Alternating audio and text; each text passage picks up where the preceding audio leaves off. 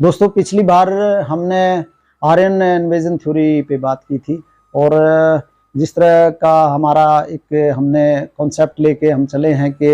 भारतीय इतिहास का जो सहज ज्ञान है उसके बारे में धीरे धीरे हम शुरुआत से बताएंगे। लेकिन क्योंकि अब बीच बीच में कुछ ऐसे करंट अफेयर्स के विषय आ जाते हैं, जिस तरह आजकल शिवलिंग के बारे में काफ़ी बातचीत हो रही है कि शिवलिंग का क्या इतिहास है, तो आज हम आपसे इसी बारे में थोड़ी सी बातचीत करेंगे, आपको बताएंगे कि शिवलिंग का किस तरह का इतिहास है।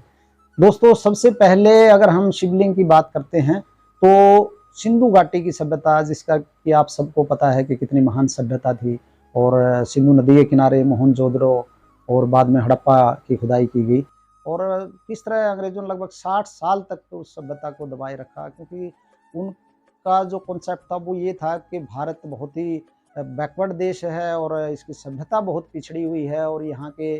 जो लोग हैं वो हर मामले में पिछड़े हुए हैं। लेकिन जब उन्होंने रेल की खुदाई करते टाइम रेल की पटड़ी बिछाने के लिए जब देखा, तो उसमें उनको इतनी उन्नत सभ्यता नजर आई, आजकल के सेक्टर्स से भी उन्नत थी, क्योंकि सेक्टर्स में कहीं कहीं आपको रोड पे मोड़ मिल जाएंगे, सड़क पे मोड़ मिल जाएंगे, लेकिन उसमें कोई मोड़ नहीं होता था, और घर इस तरह तरतीब से बनाए होते थे, बिल्कुल समकोण पे करते थे और बहुत ही शानदार इमारतें वहाँ पे बनी हुई थी।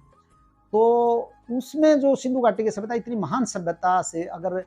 किसी उसकी देवता की या कोई उनकी जो पूजा वो करते थे उसे अगर हम माने,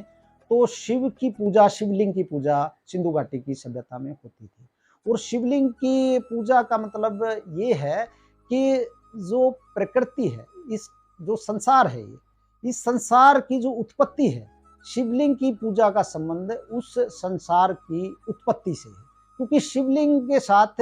जिस तरह उसकी आप शेप देखोगे तो वो फीमेल की शेप होगी और ऊपर जो है मेल की शेप होगी। हालांकि इसमें और भी कई तरह के जो लोगों के, जो विद्वान लोग हैं, उनके अलग अलग अपने विचार हैं। कोई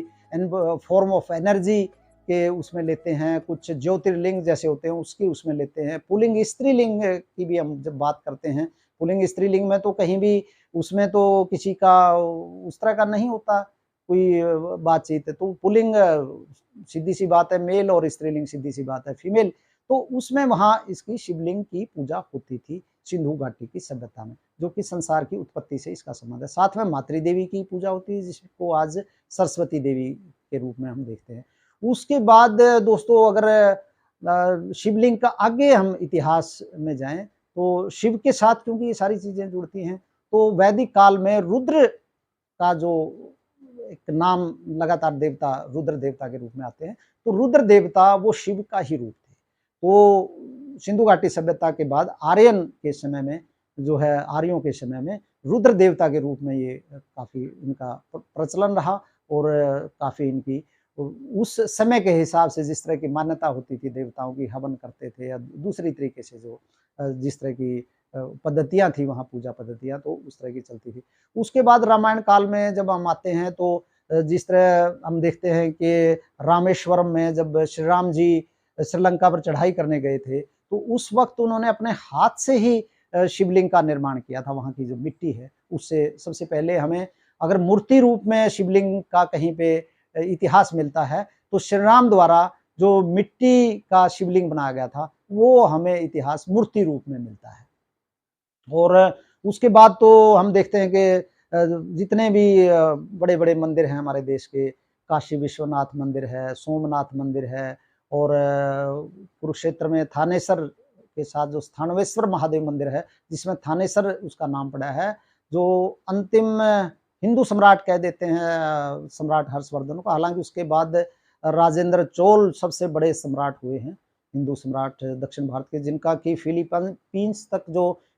जो कितने ही द्वीप हैं उन पे अधिकार रहा, श्रीलंका पूरे पे अधिकार रहा, और वहाँ काफ़ी जो हिंदू सभ्यता थी फली फूली इतनी दूर तक। तो हालांकि जो सबसे बड़े सम्राट, तो जो कि 11वीं शताब्दी के आसपास 1000 1100 और उसके आसपास 1200 तक और 800 से लेके, हालांकि चोलों का इतिहास अशोक के समय भी मिलता है, पहली शताब्दी में मिलता है, हालांकि बहुत लंबा काल रहा, लेकिन बीच में वो सामंत के रूप में भी ऐसा कुछ वर्णन करते हैं कि चोल रहे। तो इतने बड़े बड़े जो मंदिर हैं वो इनके साथ जुड़े हुए हैं। तो उसके बाद अगर हम आगे देखें कि किस तरह ये जो आगे जो इन्वेडर्स आए अपने देश में, तो महमूद गजनवी ने जब 1025 में सोमनाथ के मंदिर पे, जो कि शिव मंदिर ही है, उस पे हमला किया, तो शिवलिंग के को तोड़ने का उसने वहां शिवलिंग भी तोड़ा और भारी लूटपाट की। तो एक ये एक रहस्य कह लीजिए या तोड़ने की एक सजा कह लीजिए। उसके बाद वो सिंध की तरफ से वापस गजनी जब लौट रहा था अपनी सेना के साथ, और सबसे एक खास बात उसमें और थी कि जो भी जितने भी जो गलत कार्य होते हैं उसमें कहीं न कहीं हमारे लोग भी शामिल होते हैं, क्योंकि उस वक्त महमूद गजनवी के समय उसकी सेना में बताते हैं कि आधी आबादी हिंदुओं की थी, क्योंकि वहाँ तब अफगानिस्तान में तब तक बहुत हिंदू थे वहाँ पे। तिलक और सेबंद राय 2 सेनापति भी उसके उसमें हिंदू सेनापति थे। लेकिन विधि का विधान देखिए कि या हमारे यहाँ के जो योद्धा हैं, बहादुर हैं, हमेशा जो जुल्म के खिलाफ और जितना जो कुछ भी गलत हुआ उसके खिलाफ हमेशा कोई न कोई उठ खड़ा हुआ। तो जब वो सिंध की तरफ से जा रहा था तो वहाँ पे मुल्तान के पास जो वहाँ जाट थे, हिंदू जाट, क्योंकि उस वक्त अलबरूनी ने भी सभी को, यहाँ जितने भी भारतवासी हैं उन सबको हिंदू ही कहा था, क्योंकि उससे पहले हिंदू ही रहते थे। दूसरे धर्म के लोग इक्का दुक्का हो सकते हैं कहीं-कहीं हो 1000 ईस्वी तक। तो अलबरूनी जो कि महमूद गजनवी का दरबारी इतिहासकार था, उसने सबको हिंदू ही कहा था, और उसने ये कहा था कि इन लोगों ने अपनी जो शिक्षा है, अपना जो ज्ञान है वो भुला दिया है, और इसीलिए मतलब जो इनको दिक्कतें आती हैं वो इसीलिए आती हैं। अलबरूनी ने यहाँ संस्कृत सीखी पंजाब में, और उसके बाद उसने यहाँ की शास्त्रों का अध्ययन किया। उसने जब वो राजस्थान से गुजरा ये भी बताया कि यहाँ उनके कंकड़ पत्थरों को देखे कि कभी राजस्थान की जगह यहाँ समुद्र हुआ करता था। बहुत ही ज्ञानवान जो इतिहासकार था वो, दरबारी इतिहासकार। तो जब वो महमूद गजनवी की बात पर आते हैं, जब महमूद गजनवी सिंध से जब गुजर रहा था वहाँ अपने हाथी घोड़ों के साथ, और सोमनाथ मंदिर का खजाना जो कि उसने लूटा था काफ़ी लोगों की हत्याएं करके, और वहाँ के स्थानीय राजा के सैनिकों को मार के, और जो लोकल स्थानीय लोग थे उनको मार के, और काफ़ी जो बर्बादी और करके, और मंदिर को तोड़ के, शिवलिंग को तोड़ के वो जो गया था, तो वहाँ जब वो गुजर रहा था तो वहाँ के हिंदू जाटों ने उस पे हमला कर दिया था, और उस हमले में ना केवल उसका सारा का सारा खजाना लूट लिया, बल्कि उसके जितने घोड़े और सैनिक काफ़ी सारे उसमें मारे गए, बहुत ज़ख्मी हुए। खुद महमूद गजनवी बहुत ज़ख्मी होकर अपनी जान बचाकर वहाँ से भाग गया था गजनवी, और बड़े दिन बाद वो मुश्किल से इतना बीमार और मरने के उस तक पहुँच गया था। बड़े मुश्किल से बहुत दिन बाद वो जाके वहाँ पे ठीक हुआ था। फिर वो बाद में जब 1027 में बदला लेने के लिए आया था, तो उस वक़्त वहाँ बच्चों और औरतों पे उसने बड़े ज़ुल्म किए। आदमी भी वहाँ से उस सिंधु नदी में कूद गए बचने के लिए उसके अचानक हमले से। तो इस तरह का कुछ गुलाम बना के ले गया बच्चों को, महिलाओं को, इस तरह वहाँ की थी। तो उसने उसके बाद उसका बस वो लूट-मार का काम खत्म हो गया। वो जो भी थोड़ा बहुत बदला लेने आया था और इस तरह दोबारा कुछ नुकसान पहुँचाने के लिए जाटों का। तो उसके बाद ये दोबारा लूट-पाट का उसने धंधा पूरी तरह जब उस पे मार पड़ी उसमें, तो उसके बाद उसने पूरी तरह वो बंद कर दिया फिर, और 1030 में उसकी मृत्यु भी होगी, फिर वो मर भी गया था। तो शिवलिंग का जो इतिहास है वो बहुत ही प्राचीन है, बहुत ही पुराना है, बहुत श्रद्धा है, और कितनी ही हम ये जिस तरह शक्तिपीठ देखते हैं, 52 शक्तिपीठ, बांग्लादेश से लेके और पूरे देश में जो शक्तिपीठ हैं, 52 शक्तिपीठ, कुरुक्षेत्र में भद्रकाली शक्तिपीठ है, उसका भी अपना इतिहास है। उसमें अगर उसकी बात करें तो जो सती शिव की पत्नी थी, तो वो दक्ष प्रजापति की पुत्री थी। दक्ष प्रजापति एक राजा थे, वो शिव एक सन्यासी थे। वो सती उनके साथ शादी करना चाहती थी। दक्ष प्रजापति एक ऐसे सन्यासी के पास जिसका अपना कुछ भी ना हो, और वो सिर्फ एक ऐसी जिंदगी जीता हो जिसमें तपस्या ही करनी है, कोई सुविधा नहीं, कोई महल नहीं, कोई नौकर चाकर नहीं, कोई और किसी तरह की सुविधा नहीं, लेकिन सती ने फिर भी उससे शादी की। तो जब